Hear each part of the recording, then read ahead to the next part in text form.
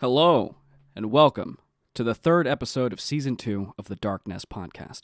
I'm your host, TDN, and as always, I'm joined by my co-host and our designated bird boy as the Raven Dreams.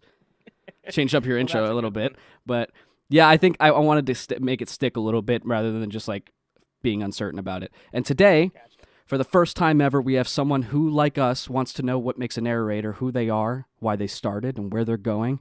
The hard work and dedication to this style in the horror community has never been matched since he set foot here, and I know he will continue to grow into a master interviewer. Please give a warm welcome to Matthew Interviews. Hello, everybody. All right. How are we doing today? That level down a little more. Yeah, let's put you down a little bit. Let's level you out, and then you just exceed the level, so now I have to do it again. I won't do that again. I promise. It's fine, dude. It's all Gotta come good. in hard. Gotta come in hard and loud. How about warn me that you're going in hard? No, I'm kidding. Next so I time can be I'll equal, be consider like, hello. I'll consider it. I'll consider it. Okay, So so some surprises up my sleeve. So this is Matthew's Interviews. He is a new channel, and he interviews people for, at least for right now, people in the horror community. So how you doing, Matt? How's it going? How you liking It's it? actually going pretty good. I'm loving it, man. You loving it? I'm not You gonna loving it? lie. Oh yeah. You know, just to clarify, I don't like to just interview the horror community. I like to interview everybody. Right. There's no limit for myself. I Right. want to interview everybody. Big channel, small channel, any channel. Right. But there are some interviews I really, really want to do in the horror community. Mhm. Swamp Dweller, it's a big one. Raven Reads, Darkness Prevails, Lazy Masquerade. I got a whole list of people I really want to interview. Yeah, of course. I wouldn't, even if I was in your shoes, I wouldn't want to limit myself either. It's the same thing with the podcast. Like, we are set in the horror community, but we've had guests that aren't a part of the horror community, and that's some of my favorite episodes as well. So, Oh man, you know it's just like making a soup. You got to add a little bit of every kind of spice to make it delicious. so why interview the horror community as being a part of it and not narrating? Well, I'm working on narrating. Right. I finally got my equipment, but I got sick from my second COVID shot, which Yeah. made it so I couldn't really start when I wanted to start. But the reason why I chose to, well, actually, the reason why I started narrating the horror community first and foremost was actually by accident. So my first interview was with Jay's Reviews, Mhm. who's a game reviewer, and then my second one was with Mortis Media. Right. Yeah. And Huge my jump. third one, yeah, huge jump. And then, and then my third And one then was third with, one is PewDiePie. No, I'm kidding. oh man, that'd be great. I mean, so I went from this guy who reviews games to a big horror narrator to the biggest channel on the internet. I wish. Maybe someday. But my third one was JebTube, which is another game reviewer. Mhm. And then my fourth one was Let's Read. And then He from was Joel. there, yeah, oh, good old Joel. I love Joel. Joel is awesome. It's Oh, he absolutely is. game reviewer Mortis, game reviewer Joel. And then, but I found that the people, the wonderful people of the horror community, are much more privy to being interviewed than others. There's a lot less ego involved. And there's a I think lot it's less just we're all holding back. outcasts and we want people to pay attention to us. Like, it's like we've never lot been of us are given. No, crazy. no, genuinely, it's like a lot of the people in the horror community, for the first time ever, they've been given a chance to have a voice, and now people are interested in that voice, and that's basically what it is. It's more or less that everybody here is finally given a chance to actually make something and be recognized for it, and interviewing just means that it's one step further to being recognized. I absolutely agree, and I also think, you know, there's an advantage to interviewing people. Is one thing I've been doing for years is I've been on YouTube. I've been watching YouTube for years. I have another account that is very old now. It's only got like 4 videos or something, but I haven't touched it in years. And I always found myself mainly listening to horror narrators like Mortis Media and Let's Read, Right. Darkness Prevails, Lazy, you know, the bigger ones.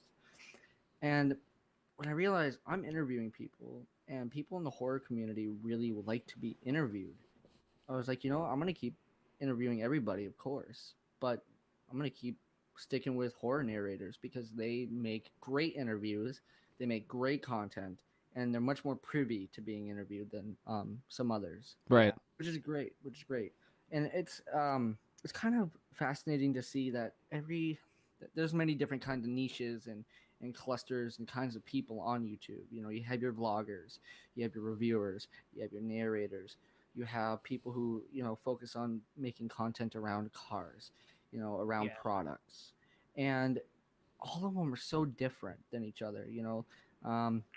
the horror community is very tight knit. They work together to raise everybody in that cluster up for the most part, unless someone's done something to get themselves Yeah. really blacklisted. And I think that's why everybody here is like so keen to be interviewed, is that it the person that's making the content is directly affected by the audience that watches them. Yeah. So when you go to places like gaming and vloggers, you have a lot of like, I wouldn't say so much on the vlogging side. A lot of the vlogging people, like the ones who watch vloggers, are very nice, but gamer audiences are very toxic.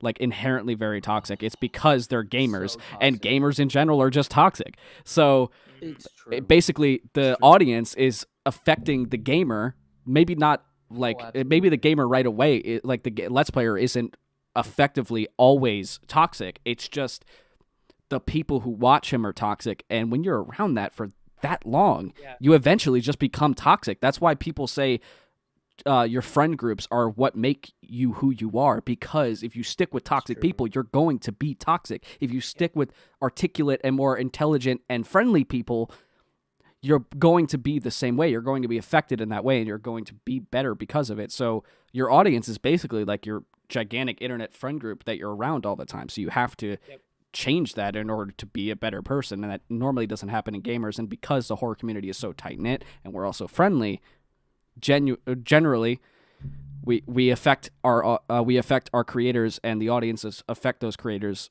like right back. Oh, absolutely, absolutely. And the beautiful thing about being an interviewer and having done so many interviews with horror narrators is I'm bringing in an amazing group of people to back me, to help push me, Right. to give me the confidence I need to keep going with this, because it's not easy being a YouTube interviewer, because if you don't have anyone who wants to be interviewed, Right. you can't do it. It's what's And- it's especially good about getting people like Let's Read and getting people like Mortis Media, is that it puts you on Oh, yeah. on other people's radar. It was the same thing when I tried to do thumbnails, is that without Swamp pushing me towards Joel, I don't think Joel I'm not saying Joel's a bad person for it, but I don't think Joel would have taken me seriously if Swamp didn't No, put me on that radar. he's a super busy guy, man. Yeah, so he wouldn't have taken my Okay. stuff seriously at all, and because he did, it's had a snowball effect that just made all these people start recognizing me. So I I'm totally actually- agree with that. Oh yeah, and I'm actually surprised that Joel let me interview him so soon into my career. He's such a nice dude. He's so down to earth. He doesn't. He told us he doesn't recognize the size. It's more just like it's like it is friends. Like he is just here to make content and not really like get big. It's just getting big was a result of making content. Yeah, and that's how it is for me. I just want to interview people. Whatever happens with my channel happens. If I get big, I get big. If I stay small, I stay small. As long as I can interview people, I am really, really happy.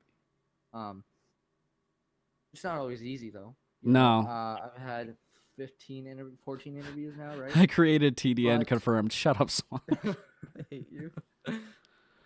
He seems like a funny guy. He's my father. He made me who I am. I would be nothing without Swamp.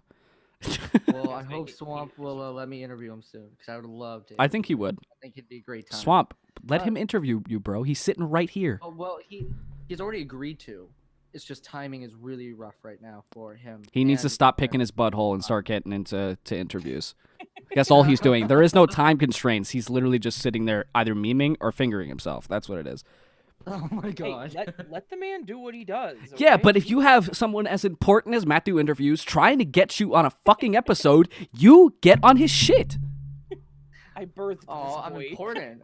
I'm so new. How am I am important? I've only been doing this a notorious for bad mouthing my father figures. So Swamp, you're no exception. month. Yeah, I've actually funny enough, right? I'm just about to reach 100 subscribers. I've only been doing this a month. That's and crazy. I'm genuinely shocked.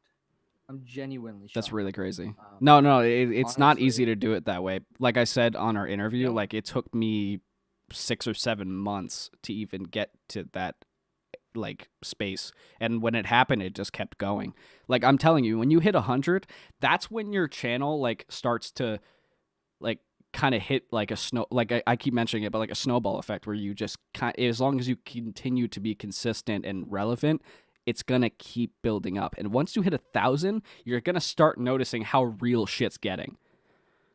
Oh man, I'm so excited for that though, because while I may grow in popularity, my interviews will only become better, and that's what Right. I want. No, the more you make It's them, just the to more make the better they best get. Yeah. interview. So Swamp says, I told Matthew he needs to show me the double backflip first. He did not tell me such I a got the thing, GoPro. but I will. I will record myself doing a double backflip for him You're gonna if he die. agrees to be my next No. interview. You're gonna record yourself. He's breaking not your neck Swamp's and not dying. that important. Don't do it. Swamp is very important. I have been watching him for years. I simped for him for a long time. He's not allowed No lie. to. He's not much to simp over. I'm gonna be honest. How dare you? How Listen, dare you say all right? Swamp is not a Listen, beautiful boy. okay? Until you stay up till 4 a.m. making this man's thumbnails, you'll understand my fucking pain. I may Alright. never understand that pain, bro. You won't understand that my pain until that. It's not his fault that I'm staying up till 4 a.m. It's just that, like, I don't know. There's nothing wrong with Swamp at all. YouTuber breaks neck doing backflip. There's nothing wrong at all with how Swamp gives me. Honestly, he's the most flexible partner I've ever had to work with, and like I've never had a better client than Swamp. He's been so understanding and so flexible, and he pays me a monthly like thing. Like he makes me feel like a professional because he's doing it the way he's doing it. I am technically now a professional Photoshop designer. So Swamp is a big deal. I was just fucking with you. Swamp is a very big deal, not because of his size, but because of his heart. Like he's just a super kind person. Yeah, he's a great person. Honestly, he's a great person. And I just want to say, whoever gave us the thumbs down, well. Oh, that is You're an asshole. we're pretty sure that is a scripted bot at this point. He's been doing it for like a year Really? and a half. Yeah, Really? he'll As do soon it as with we go live. not as even a soon as CDN drops a video. not like literally seconds after I drop a video. Yeah. Not enough time for you to Oh, even yeah. watch the intro to the video. Really? Yeah. I bet you that Huh. like dropped Well- when there was the dead air between the podcast name and the time it went live. I don't like Oh, what TDN jeez. is nice to me. Swamp says. I don't like what TDN is nice to me because I'm always fucking mean to him, so he's used to it at this point. I mean, what did he do to deserve it, though? That's my real question here. What did he do? I don't know. How about all the fucking Skinwalker thumbnails, and it's like literally impossible to make a Skinwalker thumbnail because there's like barely any fucking images on Skinwalkers, so I have to literally flex myself. Ugh, it's so hard. Like, can you make some dog man? Aw. What the fuck does a dog man look like? I'm just gonna put a wolf. I don't care. I'm just gonna put a wolf. I don't care. I don't care. It's close enough. Oh man. He doesn't have as many Skinwalker videos anymore, but like there was a couple of times where he's like, "Can I get these 3 Skinwalker thumbs?" And I'm like, and then fucking Zach Baby pays me to do some thumbnails, and he's like, all 3 of them are Dogman stories, and I'm like, why? Why do you do this to me? I don't know what to do. Like I just put dog with like a blurry effect so it doesn't look real. Like I don't know what the fuck to do. You're getting this nice picture of this Pomeranian. There you go. I just got really mean wolves with like glowing eyes. Like I didn't know what else to do. You should do a Pomeranian. Like I'm not Robin. Like like Ranger Ebb. I can't do what he can do. He is not just a Photoshop artist. He's a Blender artist. He can actually draw. Like he has actual experience with that stuff. I am just purely Photoshop. So I have limits. So I'm looking at the chat, right, and I see lol dogmen are literally dog plus men, but wouldn't that be a werewolf? I guess it's different. I don't know.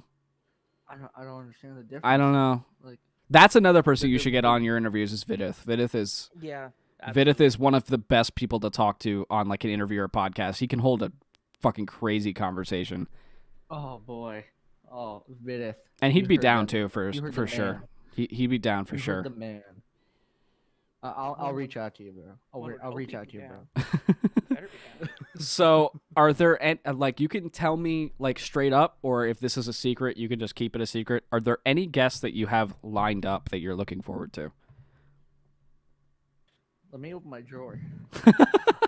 My drawer of let me flex real quick. Filing So cabinet drawer 7. I actually, one of my secrets is that I look forward to every interview separately because every interview is enjoyable. It's not what I asked. You know that's not what I meant. Hold on, you want to know who I'm really excited to Yes. talk to? Okay, on Monday I have Silver Threads and Ooh. Spookaria. Ooh, that's a good Alright. one. No, that's a good Tuesday, I one. have Randall Calrissian. Wednesday Nice. I have Amateur Animator and Nice. CCG. Ooh. All right. Thursday I have Fresman. Saturday I have someone named the Jeff Mara podcast, who got me into interviewing in the first place. Okay. Yeah, you were mentioning him. And and that's all I have lined up until I start doing ones for next week. But I'm actually excited. I was talk not to them all. expecting a full schedule, so I appreciate that. I try to keep one. I'm going insane. Help me. The one I'm looking forward to a lot is the Spookaria one, mainly because I'm gonna have to figure out how I'm gonna do this interview well at midnight. Yeah, that's the Yeah. only And thing. then That's the I- thing and of I getting her class. on here anytime, unless I don't know, she just fucking hops in randomly. Yeah, unless we're having a serious conversation. Unless amongst we're each other, just and then not she shows expecting up. any person, and then all of a sudden she pops up, and then trying to actually get her to find a time where it's convenient for her is like literally impossible. Oh man. Oh yeah, like we've been talking about it for 2 weeks now. Like we've been trying that Yeah. hard to get this. And yes, Vidith, I am ready. Anyway. But yeah, but yeah, fucking Spakaria. Like, what the hell? When it's not convenient for us, you're here. When it is convenient for us, you're not. Like, Oh my It's god. convenient. Oh, Yeah. I need 7 p.m. your time. Sorry. yeah. So when it's convenient for her, she's here. When it's convenient for us, she's not. Like, it's Yeah. when it's totally Yeah. the most inconvenient time, she's always here. Like, But to finish answering your question, I'm most looking forward to the one with Spookaria, not because she's any different than any of the other. no, people she's a I'm great interviewing, guest. but She's because- very entertaining. So you'll have a great time. Oh, I'm sure I will. I always have a great time. But what I'm most looking forward to is striving to stay up till midnight doing the interview, which will probably go until 1:30 in the morning, and then having to get up at 7 o'clock in the morning to get ready for class at 8:30. Oh no. Yeah. Yes, it's I gonna wish you be the a best as very well. long day that day, So and then you I have an interview that day after class. Oh my so still no rest. you need to slow down before am you burn yourself dedicated. out, bro. No, I won't burn myself out. I'm just really dedicated. No, to you'll this, just like- pass out in the middle of a conversation. Yeah. So man, so how- Spookaria, Spookaria, where's just fall So face Hey, first. Australia- Spookaria, how are you today? That's what I'm saying. Like, So- what's Australia like? And make it a long answer, because So I can't get my eyes open. What's So, Macca's like? Tell me about the nuggies. just tell me about the nuggies you guys have. So but Oh you my have God. you have mentioned before that you are in college. What are you majoring? Yes. Business administrations. But So it's really why just, why business? I want money. I want I want money. That's That's the most that's the most legit answer I've gotten to any question ever. I just fucking money, bro. What do you think? That's Think I like that's this straight shit? to the point. That's a straight to the point answer. But the long term answer is, I like working in business settings, and I really want money. So, business is one of the best ways to make money because you can work for a multi-billion-dollar company at some point and be making over $100,000 a year, which is quite a bit a month, which is quite a bit a week. And when you have a wife and a kid, you want money. Yeah, no, to support them. 100%. But yeah, it's money. It's really just money, and that money is gonna also help support my YouTube career. You So- think I like these gray Money. hairs? Money. Pretty much. Honey, you look so tired today. Money, Money. money. You just look. It's that fucking dad meme where the kid walks in. It's like, hey, dad, this girl just said money. Pretty much. Pretty Love much. it. Hey, Dad, how are you feeling today? Money. Money. That's the only Feeling thing that's money keeping today, me son. good. I'm feeling money today. How are you feeling, money? I mean, honey. Dad, why'd you name me Money? Because all I love is money. Dad, why'd you name me Money? Because it's all I want. He's trying to live the Scrooge You know, they- McDuck lifestyle. You know, they say that you name your kids after the thing you love the most. Oh, really? Is that what you named me, Mayo?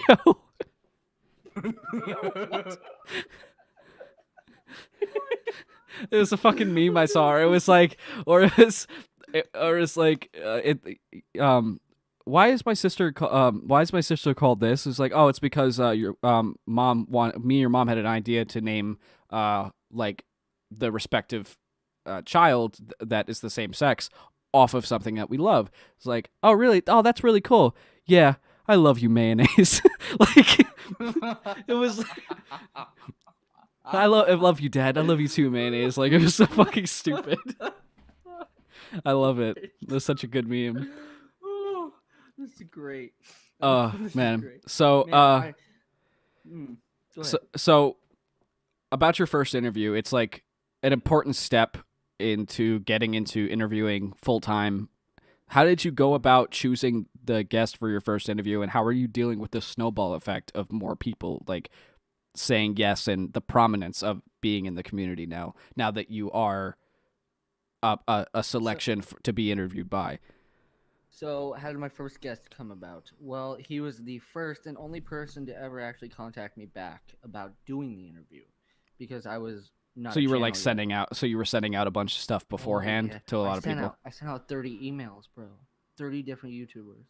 He was the only one who got back to me, and maybe I aimed a little too high though.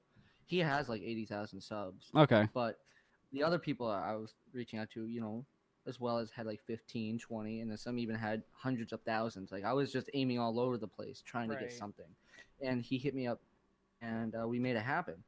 And and how I'm dealing with all this now is actually just fine. I love the bit of popularity I'm gaining from this. I've always been kind of a lonely person, even though I'm married and I have a kid. There's still, with my mental illness, there's a level of loneliness that I keep at all times, no matter what I do.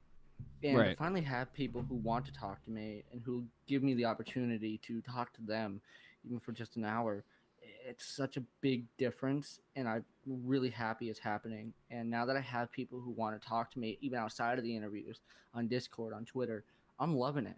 I always knew that if I became popular somewhere along the lines of my life, I would enjoy it. And I always told myself that. And now that I'm getting to that point where I am getting well known in this community in a month, think about it, 30 days, I went from not being known at all to being very popular. I'm loving it, man. I think love that's what talking to me everybody. and Raven strive to do whenever we see someone with potential. We've both done it multiple times where we see someone who doesn't know how to start off and they don't know where to go and they don't know how to get going afterwards. Is we try our best to give them as much advice as we can and sometimes even spring it forward as much as we possibly can, like help them start the channel and help them name things and help them pick their first video and like shout it out and do that for weeks on end until this person is stable enough to where they can stand on their own 2 feet. I have done it multiple times, and my most prideful one has been Uncle Coco, even though he's kind of faded at this point with like certain life stuff. But that was like the most proud I've ever been of someone like who I have just randomly found. Like we found him at HorrorCon, and when I helped him spring up, like, and I convinced him, and I helped him like create like this persona for himself. It was like the most proud I've ever been because I knew he had so much potential, and he finally did it, and he was like popping off more than I was. Honestly, like people knew about him more than they knew about me, and I've never been so proud. You know, actually, it's thanks to Raven, you know, as the Raven Dreams, our fellow host here. Because of him, I've really sprung forward. Now, that's not to discredit anyone else who has helped. You know, Mortis Media putting it out there, he still has the most views of any video on my channel. And he was my second interview. Let's Read, he helped within his ability, I think. Mr. Spook, he's been of good help. He's given me some advice, especially with Audacity and, you know, Streamlabs and whatnot. But Raven, he has gone out of his way to make sure I know the tools I'm working with. He even helped me set up Streamlabs, so all I have to do is bring the guest on, put the picture on, and hit go. Yeah. Like he has done so much to help me, and I'm really appreciative of it. Without it, I think I still would have these things downloaded, but not know what I'm doing. Right. And without do that his too. help, it's bringing me forward and getting my name out there. He has worked really hard to get my name out there, more so than I think most people I've interviewed, and I am so appreciative of it. So that is not to discredit anyone else I've interviewed, No, because that's they all have helped. yeah, no, that's what But I'm saying. Like me and Raven Raven, especially have been trying our hardest to find people with potential Raven, to try to get them going. I'm just Yeah. really happy he saw the potential in me. I didn't even see it in myself. Well, I I think was really sick from my first COVID shot, and I was lying in bed because I was stuck in bed for 3 days after my first one because I was so sick. And I'm laying there and I'm like, I'm gonna start my YouTube channel. And I just started it one day, with that first interview, which I was not using a mic. I was using the mic in my headphones that I'm currently wearing. And you can definitely hear the quality difference between, my latest one and my first one. right. And but Raven, he has just done so much for me, and he is, like I said on my interview last night with you, he is just a walking beam of purely positive energy, and he is amazing to every person he comes in contact with. you know I it was understated. I guess I could say Uncle Coco was like the most proud I've ever been about finding someone and trying to bring out their most potential. Honestly, Raven is probably the number one case of finding someone, realizing how crazy talented they are in multiple areas, and doing my best to make sure that it's known at all points. Bringing him on the podcast was a huge part of that. Was that I've told him multiple times, and I've said it in live streams of his multiple times. The reason that we are on this podcast was my girlfriend showed me Raven, and I was just really You were blown away telling by me, his cadence on like narration. So I wanted to work with him, and after I worked with him, right? I said it on your interview yesterday actually, where Yeah, I I wanted to work with him in such a consistent capacity, but I knew that collabing constantly was not it. Like I had to find a way right. to work with Raven all the time without like it just being like on a let's see if we can put some stories together type of basis. I wanted it to be more of a professional like I want to work with this guy as much as I possibly can to build a rapport so that people know that like this guy is legit and he is talented. Not saying that I have that type of status that I could do that, but I wanted it to make it well known that this guy takes everything seriously. He is super talented, and I'm going to shout it from the fucking rooftops any chance I get. Yeah, see, I'm gonna be looking for someone like that too because my schedule is about to become very busy with school because my schooling works like this. It's 5 weeks of one class, right? And Right. then after those 5 weeks, it's two classes for 5 weeks, which is Monday through Thursday Hmm. every day. You're burnt out after that, Yeah, I know. and then you do that for 5 weeks. So my schedule is going to become very busy. So if I could find someone to work with to maybe do a podcast, to maybe expand my little bit of channel that I have, it would be amazing because it would take a little bit off my shoulders, especially when I'm busy with school. And I know I'm going to need it. So if I could find someone to either do interviews for me or with me or even just be able to set them up, give me the time, I would say ask something. people in the Nevermore. Honestly, those people are Yeah. always willing to interview people, and they're doing it all the time. The Nevermore Collective is like just a bunch of people who just make different Yeah. shows. Didn't even know you were aware Um, that we existed. No, I'm 100% aware, and I'm not actively like listening to like Right. all the episodes, but I am constantly looking at the new stuff that pops up. And honestly, I think it's a really cool idea. I was honestly thinking about at one point if the podcast got too overtaken over the channel to see if we can put it over there. Sure. I mean, That'd be the a good audience is idea. nowhere near the same size, but I completely agree. True, but I think they would follow. I truly think if I'm just advertising it on my thing, they're just gonna click the link. They're not gonna care where it goes. Right, right. You both have popular names in the horror community. I think it would work well. And if you really put it out there, on Reddit, on Twitter, anywhere you can think of, I think it'd become a hit. It's already a hit. I mean, I think that was the Yeah. one thing watching I your noticed about you when you were interviewing me was that Mhm. you have this way of making the person that you have on feel special, because to this day, I've been interviewed maybe like 3 or 4 times. I have never had someone who interviewed me to where it felt like everything that I believed about myself was real, because like when you are in this for like as long as I have been, like in YouTube in general, and then finally you start getting recognized and then it's like really prominent, you don't believe it for a while. And anytime anybody mentions it, I'm just like, nah, I mean, people know me, but like, that's cool. And then you're like, Well, no, my you're like, you're secret. really well known. So like, I'm like, Mhm. Well, my secret to that is, well, proper research, obviously. Yeah. But the reason why I make people feel as good as they do is because I honestly love and care about everybody. I honestly do. And every person I have on on the interview list, I love them all. And sometimes it gets really hard to be a full-time YouTuber, even a part-time YouTuber. It's a lot between life, whatever you have going on in your personal life, and you have to come into the YouTube atmosphere and the Discord bubbles, and you have to like, talk with others and really expend that energy a lot. And sometimes it's really taxing on yourself. And no matter how good you're doing, you're telling yourself, "I'm crap. I'm shit. I can't do this right. Why am I even bothering to do this?" And I even feel that sometimes, and that's when I go to 242 because she gives me a lot of support. But I like 242 to is make sure very that supportive. Yeah. oh, she's amazing.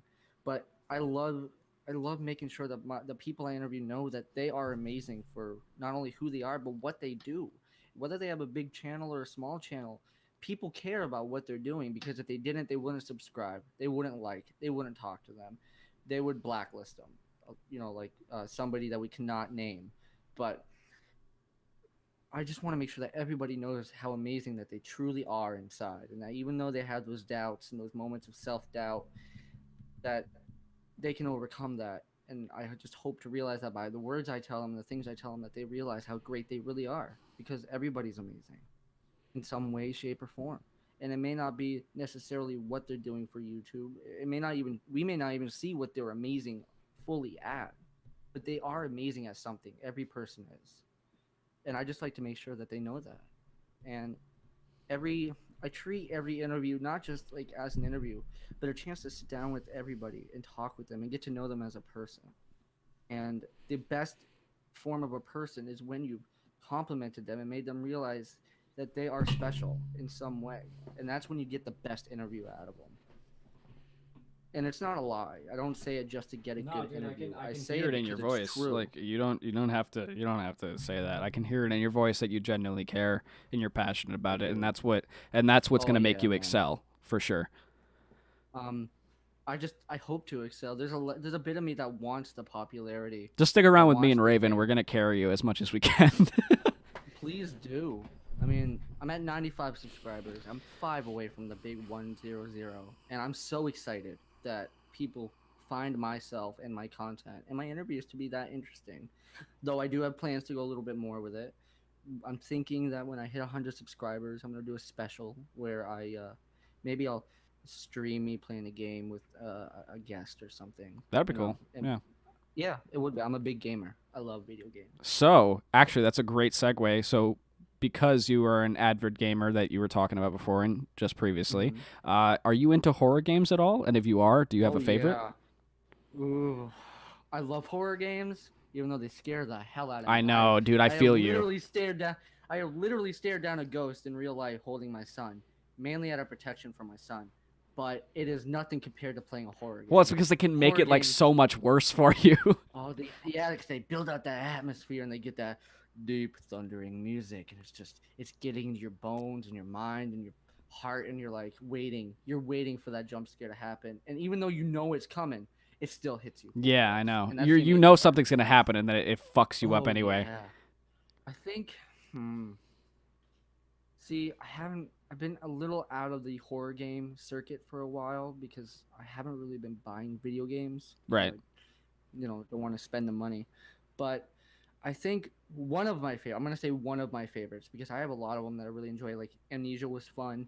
Amnesia's great. I didn't even finish that game because it was too much. I think Subnautica, even though Subnautica is No, a survival game, I would there's a level consider of horror and fear it's to it. very, very horror based, honestly. Like it's, Oh yeah, but because it's if you not have horror. It's not thalassophobia, horror because it's like it's trying to scare you. It's horror because it's just so real, even though everything about it is so not real. Like everything, like oh it yeah, preys on your worst fear. Like open water, gigantic monsters. But like you don't want to yes, stop looking because there's so much to look for. Like there's oh so much yeah, story there, and that's the you're like best part you're about doing. it is that the planet has so much He just history. died. Huh? Oh, it does. There's so much lore, What did you say, Raven? and when you're You good? Oh, I didn't know. I thought I muted myself. I unmuted myself. You guys couldn't hear me talking. No. no, I was muted that whole time. Yeah, I was wondering what was going on. I thought Oh. something. I thought you were talking to Patience or something. No, I Um, thought I just muted myself to talk to Patience. Oh, I think the horror piece Sorry. of Subnautica is those with thalassophobia, a fear of deep water. I think that's where it gets them. And I don't have a fear of deep water itself. My fear lies in what is in that deep water. So when I was playing Subnautica for the first time, I was like, "Oh, this world seems cool." And then a Reaper got me, and I fucking threw the controller yeah. because out of You go nowhere, 20 I'm feet going to the by my Aurora little- and you see the Reaper, and you're like, I don't want to play this anymore. It took me so long No, to actually get past that no, point I in the didn't game. get that I stopped playing the experience. game. I didn't see it. Like I didn't see it at first. What happened is I was going by in that little bubble thing you get. I can't remember what it's called. That little water rover, and I'm just going. I'm like, Sea oh, Glide, big yeah. ship. I'm gonna go check it out. Then all of a sudden, my camera turns, my boat turns, and there's this big creature right in my face. And he hooks I onto jumped you. It so sucks. hard, I threw the controller, and I was like, "Yep, I'm done with this game," and I turned it off. I've never finished it. Bro, you've I've never ne- finished it? No, I have not eventually finished picked it back up because I wanted to see what the game was I about, tried. and I finished it. I beat the game like tried. 3 times by now, but like it took me Oh at least man, I like 2 tried. weeks to I actually cannot pick get it back up through. again. I cannot get through that fear of the deep water. I'm afraid to even just swim in the game. Oh, there's so much worse Okay? than the Reaper. That's the thing. There's It's like so there's much so much more. worse. Oh, I went in creative mode and just kind of checked out the deepest parts and whatnot, and to see what was there. There's When so I saw much the to that big game. glowing fish thing, Reaper, the big glowing Reaper. I was like, oh boy, I'm so glad I'm not playing this for real. But I think one of my main favorite horror genre of horror games, Outlast. Outlast is Because great. Yes. I did not go in prepared. I was like, oh, this game seems kind of cool. You're playing it, looking it through a camcorder. You can take it off, look around, whatever. And then you open that first door, and there's a body hanging right there. And that music just goes as you open the door, and you're like, whoa. And then as I'm going, that big dude grabs you, when you're shuffling between the doors. Little pig. Wall. Yeah, little pig, and he just throws you through. And I was like, this game got real. So Yeah. I kept on playing it. Yeah. I beat the It game. gets so gross and so disgusting so fast. Like Oh man, what got me about it? It's a lot like Amnesia, where you have to run and hide, but I did not prepare for it. Yeah. But yeah, that's one of my favorites. Amnesia is another fun one. if you liked Amnesia and if you I like played those PT. types of games, you should try Soma. It's made by the same people. Soma. All right, Yeah, I'll but check it wait, out. wait, Is no, it you on hate Steam? deep water. I just realized that. No, I'll check it out. If it's not the whole game that's deep. No, water, it takes place underwater, but it's an underwater base. So some of the parts of the game you're actually at the bottom of the ocean, like walking around. Oh, that's not because I played BioShock 1. I played Yeah. them all. So I mean, love it's not- BioShock. That's not a big deal. Me too. It's games like Subnautica where you're completely in a world of just water. With Yeah, very no, little it's bits not of like land that. But get me. it's made by the same people who made Amnesia. It's one of Okay. it's probably my favorite horror game ever made because of the story. Is It's it on so Steam? yeah, it's on Steam. It's always Alright, on I'll sale, check so it you can out. probably find it for like $10. Yeah. Okay. I think I own it because I think like you said, it's always on sale. Yeah, Alright. Frictional check it Games out. is always like putting their games on sale. I think they put Rebirth on sale like 2 weeks after it came out. Like they just want Really? everybody to play their shit. They don't care. That's good though. That's a Yeah, good sign I that they love care about more about the frictional games. quality They're than great. Money. It's not EA where it's just like, oh yeah, here's a money making. So you guys go have fun. this is a topic that we bring up all the time, but it is a topic I do like to bring up because I'm also one of them. But we had talked about yesterday that you are a movie buff, and I was wondering if you were into any horror movies. If you don't like horror movies, what is your least favorite? Well, horror movies are kind of my go-to movies. I mean, I don't really like to watch romantic comedies because they're You don't like They're- kissy? No, because it's just you already know what's gonna happen. I love the little There's snicker gonna that be- Griffin gives. He's just There's good, my problem with movies is I can see what the whole movie is gonna be about just as soon as I see the title. right. Because it's in the same genre as another movie I've seen. You already know what's gonna happen. There's gonna be, in a love movie, there's gonna be getting to know the character, getting to know the other character. They meet, they like each other. Something bad and sad happens, and they meet again at some point later in the future, and then they make up, they love each other. Then either one of them dies, or they go off and live happily ever after. It's pretty much how every one of those movies go. And for horror, they can mix it up, because when you define horror, horror is really should just be an umbrella term, because there are so many different aspects of just horror itself. You have jump scares. Yes, You kissy have kissy. I found said kissy kissy. footages. You have, you have the atmospheric horror movies. You have, the movies that rely on jump scares. There's so many different kinds of horror. But when I want to choose a horror movie, I like them all in some way, shape, or form. But jump scare movies, I kind of avoid, like The Conjuring. I've only seen 2 of them because all the horror in those movies is going to be less atmospheric and more just jumping at it too. And Yeah. that gets kind of numbing after a while. And when Yeah. my favorite horrors were more like the slasher horrors back, Okay. back in the 80s and 90s. You had Michael Myers, which the horror of that movie was, he's invincible. He's going to kill you. But you don't know when he's going to show up, and not always. And yeah, there were some jump scares in there, but they didn't have to just rely on the jump scares to make the horror. Like in the first movie, you watch him walking from one house to the other, and you know that he's coming, and destruction's on his way. And that's where that horror gets you. He doesn't need to jump out of nowhere to scare you. You already see him coming. That music from John Carpenter, it's coming, and you know it's coming. And that's where that fear lies. The first Friday the 13th movie was also pretty amazing. That was more just, you saw bits and pieces of Jason. Well, it wasn't even Jason, it was his mom, but you saw more bits and pieces of what that movie was. How dare you spoil a movie that came out like 35 years ago? Oh my god.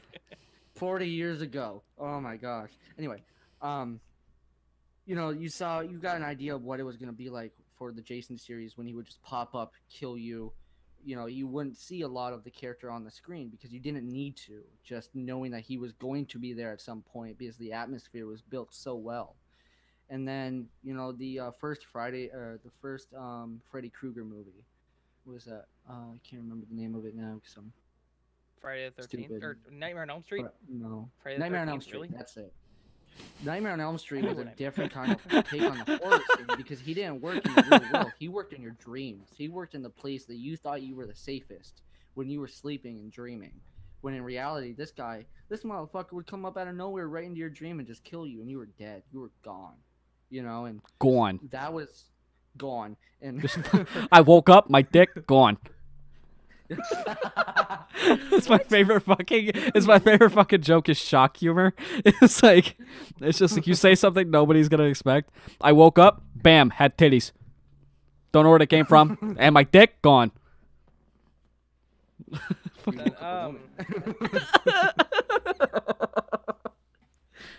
Sorry, I don't know. When you said gone, I was like, my dick gone. I just love horror movies though. Like I don't really have like one favorite. I have different kinds of favorites, but not just one favorite. Yeah. I just love horror in general. I gotta ask you though. Oh. What about you? What's your favorite horror movie? I've talked about this before. I'm not like super into horror movies, but if I go anywhere towards horror, it has to be found footage because it just spooks me. Yeah.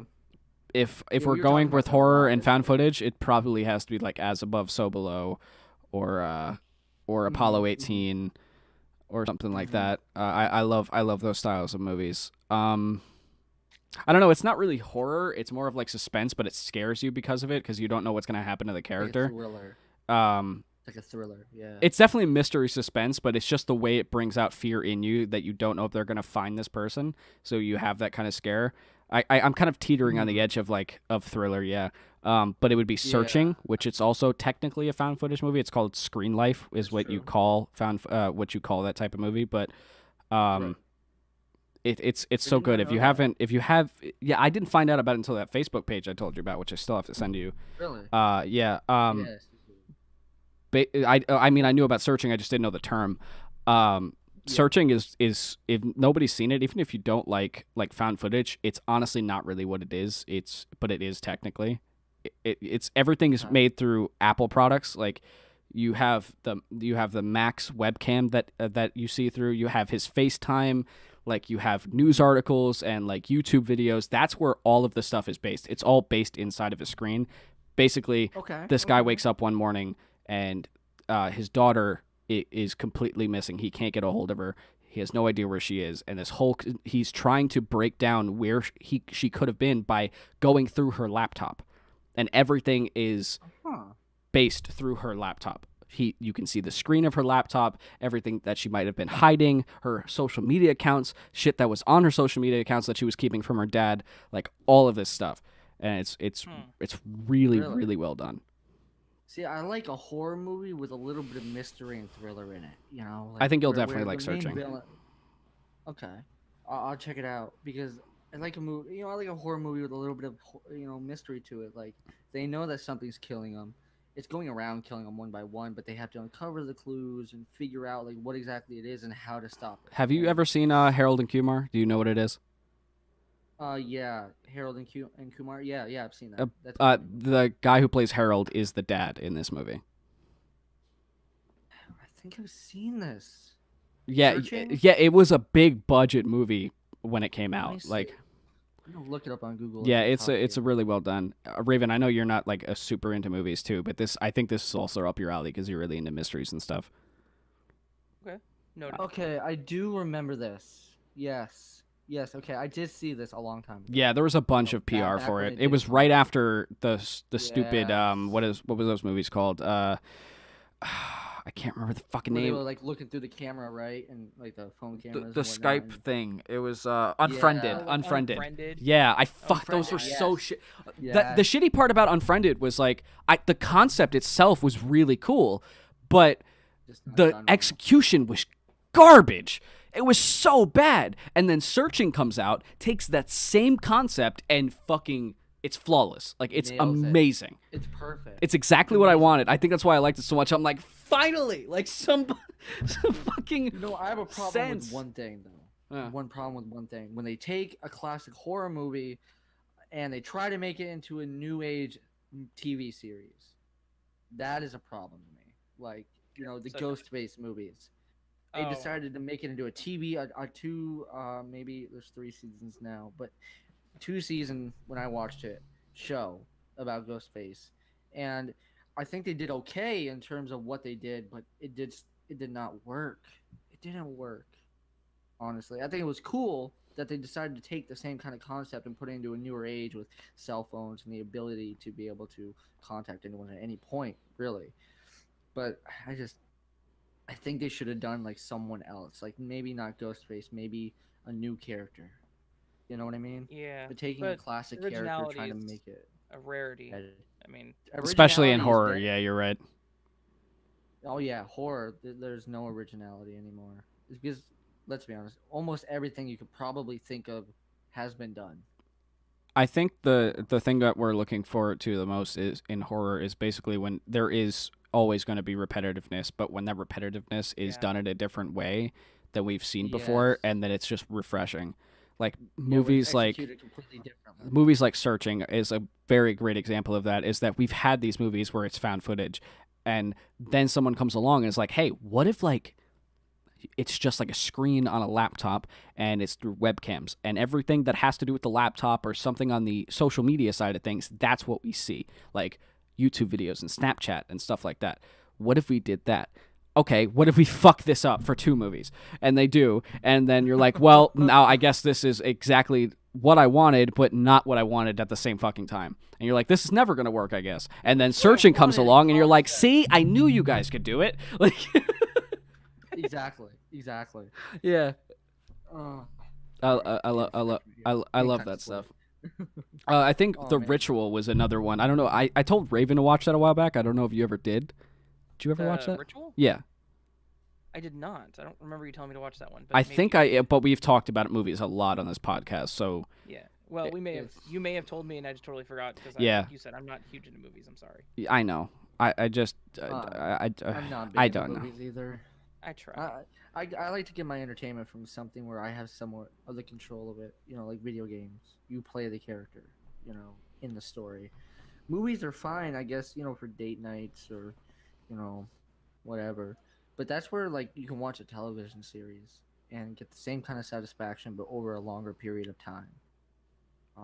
Video games bring. That's the beauty of video games is that they can put you in the shoes of the character they're trying to convey this world around, and you become that character. Especially if you put your mind into like what they're going through and like let it affect you to a point. That's when it really hits you, and I love those kind of games where you're set in this world and it's it's made clear that you have some piece of this and that this world kind of revolves around you and what you do. That makes sense as to why, because you said you like RPGs earlier, so. Oh yeah, but I like a bit of every kind of game. It's a lot like my music taste. There's If I like the song, I listen to it. If I like the game, I play it. there's that side of it, and then there's like Netflix thinking that people want to be able to interact with movies, and it's Oh like my completely God. different. Like why? Oh, I yeah. don't care.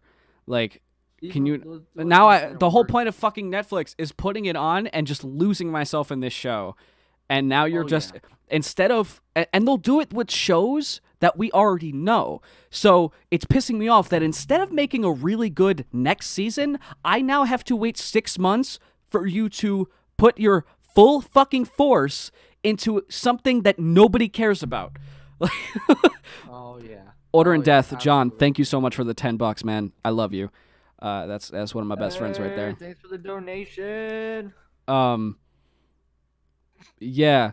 So he's also the person I'm going to meet after the podcast that I was telling you about. Oh, Oh, nice. random. So No, Order no, in John. Order in Death. Order in John. Order What? in Death. Order in John. I've called him that too for the last like 10 years. What were we? Fuck. What were we talking about? Oh no, I lost my train of RPG thought. gaming. Movies. RPG gaming. Oh yeah, the Yeah, interactive we're- movies. Yes. Like Yeah, there we go. just think about it this way, like Black Mirror, right? I love that show. It's so fucking cool. And instead of making a next season right away, which they had the resources for, what do? They spend the same amount of budget to make a one-off movie where you can interact, and it was fucking stupid. It was so dumb. And they spent the same amount of resources they could have on a season of Black Mirror, which would have been 10 times better because they have way more creative freedom. They don't have to worry about trying to implement these audience interactions. I gotta ask, what made it dumb for you? Bandersnatch was stupid because it starts off really cool and then it delves into shit that has nothing to do with it. Like there are certain parts of it where like the choices don't make sense and they don't like add up at all, and then there's scenes that do not connect with Black Mirror at all. Like there was one scene with one choice, like you delve into these choices and eventually the character finally goes to like therapy and talks to the therapist. And there's a part where she's like, "Oh, I bet you're the hero of this story," and then your choices are Oh, jeez. no Oh, or fight her. fight her. So you hit fight her, right? We did both choices. We did fight her. So basically, if you say no, I don't think that, it just like ends. It just ends. You're just like the character now just thinks he's insane. So when you say fight her, she turns into an assassin and brings out like fucking nunchucks and shit, and you start fighting this bitch. Like, What? yeah, and then your dad comes in and That starts sounds fighting weird. her. Like, and now they're all fighting each other. And then it pans out to show that everything was a movie set, but the character didn't know. Like, it makes no sense. So they went from being Black Mirror to the Truman Show really quick. Yeah, and it was not well done at all.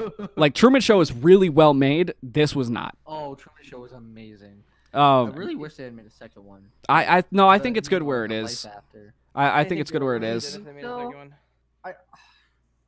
I don't know because it would have been A lot of great people twist think if that we they had a want. second movie but that's one of those things is a lot of people think like, oh, I can't wait for a sequel. But the only reason you actually want a sequel is because you love the first one so much that you just don't want to let it go. And That's a good point. that is 99% of the time what it is, because if you actually think about what that movie would look like if we did see his life, it would be like 10 minutes long. There's nothing that would be interesting about it. And especially if you But, put the like, Truman you Show can make moniker on something. it, like, But like we could, my idea. No, they for, like, could. a second Truman Show would be like if he went into the shoes of the director, and after living that life, he would know how to be able to do it to somebody else, but do it better. And we see, Jim Carrey's character being the director, and we see another person playing, the Truman like. I don't think being tortured And for that long, I don't and- think he would. No, I kind of agree that whenever he found out about That's it, a it good was kind of point. over. Yeah, I don't think he Yeah, would that's do that true. again. And honestly, if he did, I don't think they would let I him don't be the think they'd do it to director. somebody else. Like, Yeah. like, Well, that's what I'm saying. Is like it would be cool, like in concept. I'm not saying it should actually be. Yeah, a thing, no, but think I get it's what a you're cool coming from. concept. But most of the time, I thought about this a lot because like I've always wanted sequels to certain movies, and then I never really thought like, how the fuck would they do this? And sometimes it does work out. Like sometimes they do make sequels that you never thought they would make sequels of, like then they do it like a Matrix 4. How? I don't know, but Yeah, they're see, apparently I am doing it. really- they are, and it's very. And much I am alive, one of very the much biggest being Matrix done. fans. Anybody will tell you I'm one of the biggest Matrix fans there ever was. I have seen the entire trilogy. I've seen Animatrix all the time, like Oh, constantly, man. Me and I cannot wait played for the Matrix video 4. But I'm very I skeptical played- about how this is going to turn out. Mhm. See, I have watched every Matrix movie, including Animatrix. I have played every single game, and I have played, and that includes the MMO. Yeah, that they I had touched for a I short touched while. that when I was like really young. Yeah, me too. But the story made no sense. I didn't like the story. Yeah, at all. apparently you're supposed to now take a lot of that as canon. Yeah, I don't know how it's supposed to be canon, but we're not going to get into that because I will not stop talking about how BS that is. But I have been pondering ever since I heard about the Matrix 4 rumors way back years ago, before it was even actually a thing being done. I always wondered, how the fuck are they going to bring? I know. back That's why Neo? it's one of How those the fuck- things. He dies. I know. He dies. Well, Like you see his body lying there. Well, because he expelled all his energy to yeah. give life. I guess you can say he died, but you have to remember that But what You- I'm wondering, you have to remember that he is the one. He is the glitch in the system. So right? if but that's what the I'm case, then wondering he can is if the always exist. machines- Well, right, but that's what they say. There's been 4 or whatever, how many incarnations of the world of the Matrix there has been. There's always been a one. It's always the same one, but they don't remember it. It's a lot like a previous past life. And if you type think of about it that system, way, right? what if it was always Neo? Like, what if it's just an iteration of Neo that finally fucking did it? Right. Like, what if this was like we were showed at one point in the third movie. I think it's the third movie. I could be wrong. Where he's in the screen with the room with the creator, and you see all the screens, and they're all different versions of Neo and different timelines and different whatever. What if this was just one of, and we clearly know that this was just one of those timelines, right? Right. We saw one of those timelines, the one timeline that stopped everything and was able to restart the world. But what if this was just one time? What if the next one picks up again a lot like the first one, where it's just a Mr. Anderson. Sorry, I love saying Mr. Anderson. Mr. Anderson. Yes. What if the next one picks up a lot like the first one, where we see a different kind of start to it and a different kind of ending, like a different timeline altogether? They could do that. Or what if, my other thought is this, what if they find a way to reanimate Neo's body? Because the machines have the body. The machines have the body. I'm wondering They didn't if they didn't come get the body because they can't go in the machines. They can't go to the machines. I'm even on a wondering peace if treaty. the real world's even going to be a thing in this. I think it might just be so. Matrix. I think it might just be simulation. Well, because some of the cutscenes you see do take place in, in the real world. Well, we haven't seen any quote-unquote real world. actual footage on it yet, so we don't know. No, not any actual footage, but we have seen studio scenes. Pictures from the studio. and they're in a lot of their same gear that they had when they were in the Matrix.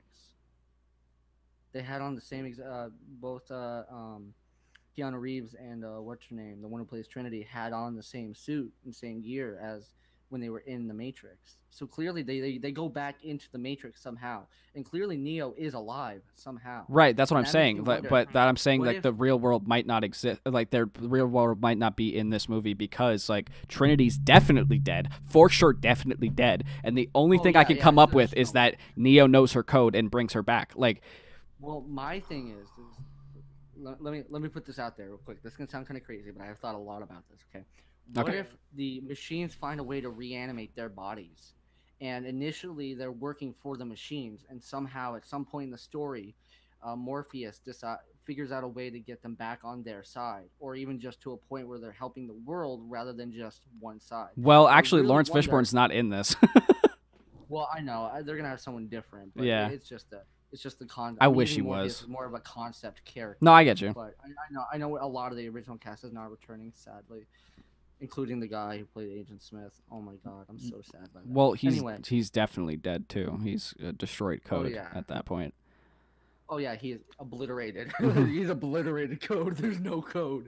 It was destroyed. But I just wonder if like the machines found a way to reanimate their bodies, either physically in the real world or even just reanimate their conscience within the Matrix, because the machines are able to create human life in those pods. Right. So who's to say that they can't reanimate conscience into the machine that they control? They could. I don't know. It's all speculation at this point. I'm just hoping they I'm don't just fuck it up. excited. I'm excited for the movie itself.